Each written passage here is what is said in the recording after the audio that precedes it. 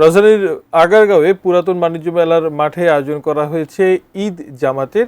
পুরো বাণিজ্য মেলার মাঠে আছেন সহকর্মী ফেরদৌস রহমান। সেখানকার ঈদ জামাত ও আনন্দ আয়োজন সম্পর্কে জানতে সরাসরি যুক্ত হচ্ছি তার সঙ্গে।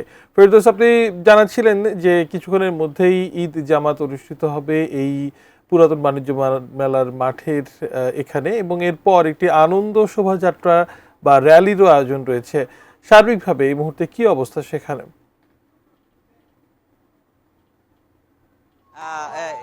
এবং এই র্যালিটি এখন আগায় যাচ্ছে এবং ইতিমধ্যে শুরু হয়ে গেছে। তার সামনে রাইড কার রয়েছে।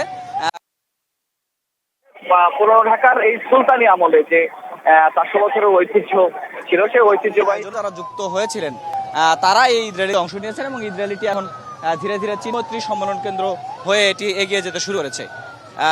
একটি রাইড কার আপনারা দেখতে পাচ্ছেন পেছনে,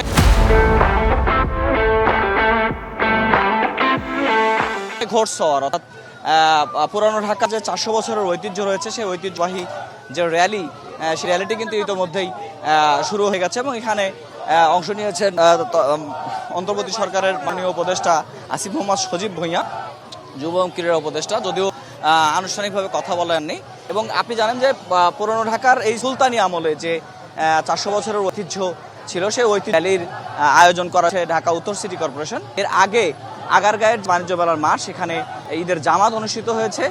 যেটি প্যান্ডেল ছিল, নির্দিষ্ট যে প্যান্ডেলটি করা হয়েছিল তার থেকেও অনেক বেশি মানুষ এখানে অংশগ্রহণ করেছে এবং যারা নামাজ পড়তে এসেছেন তারা বেশ স্বস্তি প্রকাশ করেছেন এই জন্য যে তাদের আসলে তারা বলছেন যে তাদের অনেকদিন যাবতীয় একটা ইচ্ছা ছিল যে ঈদের জামাতে তারা অংশ নেবেন, এরকম একটি জমজমাট ঈদ আয়োজন যেন ঢাকায় থাকে, সেটিতে তারা অংশ নেবেন। এরকম একটি আগে থেকেই তাদের উদ্দেশ্য ছিল এরকম একটি ঈদ জামাতে অংশ নেওয়া। সেই ঈদ জামাতে নামাজ পড়তে পেরে, একসাথে এত মানুষ, ঢাকার মানুষ নামাজ পড়তে পেরে তারা বেশ উচ্ছ্বসিত এবং সবাইকে তারা বলছেন যে এই যে মুক্ত স্বাধীন দেশে যেন এই যে ধারাটি সেটি যেন অব্যাহত থাকে এবং সেটি যেন তারা ঐতিহ্য বজায় রাখে। আপনি দেখতে পাচ্ছেন যে এখানে কড়াগুলো দিয়ে মোটামুটি এক ধরনের যে প্রদর্শনী, সেই প্রদর্শনী করার চেষ্টা করা হচ্ছে এবং সেই সঙ্গে র্যালিটিও তালে তালে এগিয়ে চলছে। এই র্যালিটি সংসদ ভবনের মানিক মে এভিনিউতে চলে যাবে এবং মানিক মে এভিনিউতে গিয়ে এই র্যালি, সেখানে যারা র্যালিতে অংশ নেবেন তাদের